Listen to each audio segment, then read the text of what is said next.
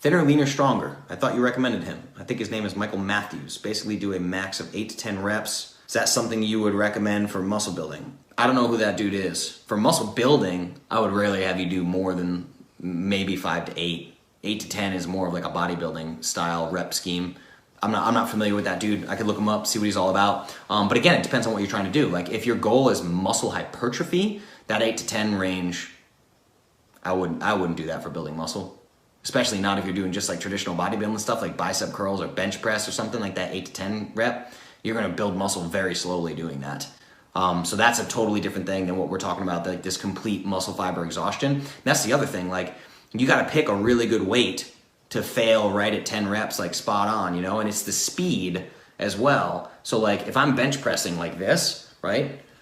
I'm not gonna hit all muscle fibers. It's not gonna happen, right? I rest here, it's bouncing off my chest, I'm resting, I rest at the peak when my elbows lock out, where if I'm doing a chest press on something like ARX, it's this speed, right? It's usually a 5 to 7 count rep, 5 seconds to 7 seconds on a rep count, right? So it's very, very slow and controlled, and there's no lockout at the bottom or at the top. So the muscles never get a break, ever. So that's the big thing too, is people are looking at bodybuilding. First of all, can we talk about how do bodybuilders get that big, right? Duh, you don't want to do what they do. Trust me, there's not a clean bodybuilder in the entire sport. It is not the case. And if they say they're clean, they have a different definition of clean and they're playing with terminology and they're trying to be cute, right? It's an important question because there's a lot of people that 8 to 10 range is like, that's really the bodybuilding range. Like when I first started in this game, when I first started lifting weights, I was 15. And it was always 4 sets of 10, 4 sets of 10, 4 sets of 10, like 4 sets of 10 bench press, 4 sets of 10 bicep curls, 4 sets of 10 pull downs, whatever, you know what I mean? It was always that, like a lot of people think that 8 to 10 rep is the muscle building rep scheme. Now, again, you can get there. Bodybuilders they've been doing this for decades, you know?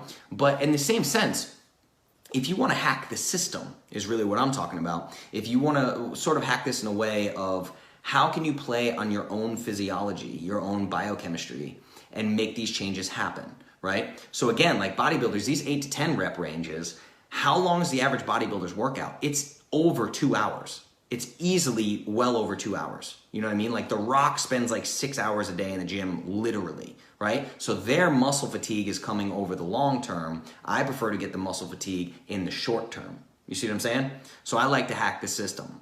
Yeah, but a lot of people think that 8 to 10 range is the muscle growth range. Speaking of reps and exercises, Justin, you recommended StrongLifts 5x5. Why is this preferable to heavy weight for low reps?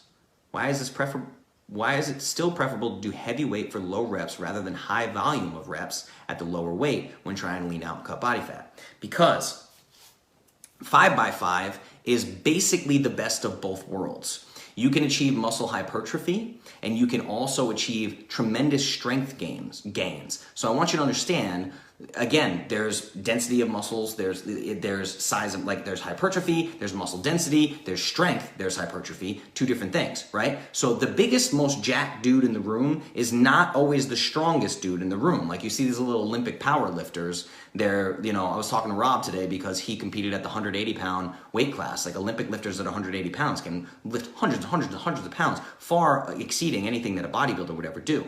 So the reason why I recommend StrongLifts 5x5, okay? This is the best overall fitness protocol that I can think of. Now again, when I talk about muscle glycogen depletion and replenishment, I'm talking specifically about building as much muscle mass as possible, as quickly as possible. That's not the same as burning body fat. Those are two very different goals. The best way to burn body fat, if you're specifically looking to do that, would be something like aerobic threshold training and a low carb diet, right? So two different things.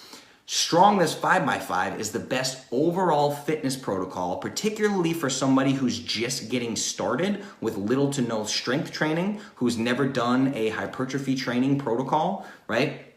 It's the best of both worlds. It's the best overall fitness protocol. Now, the other thing people don't realize is that resistance training is fantastic for building cardio, right? Cardio is kind of a bullshit nonsense term. It doesn't even really exist. It was made up, right? So all the heart knows is it has to meet energy demands. It doesn't know if you're doing a leg press. It doesn't know if you're doing squats. It doesn't know if you're riding a stationary bike, right? Your muscle fibers know the difference because they have to behave differently. But the heart pumping, that cardio thing, it's like if you do this like an ARX thing, when you get done with an ARX set, your heart rate's off the wall. It's like boom, boom, boom, boom, boom. Your heart's going crazy, right? And you're doing glycolytic work. You're dumping glycogen out, right? This is anaerobic work.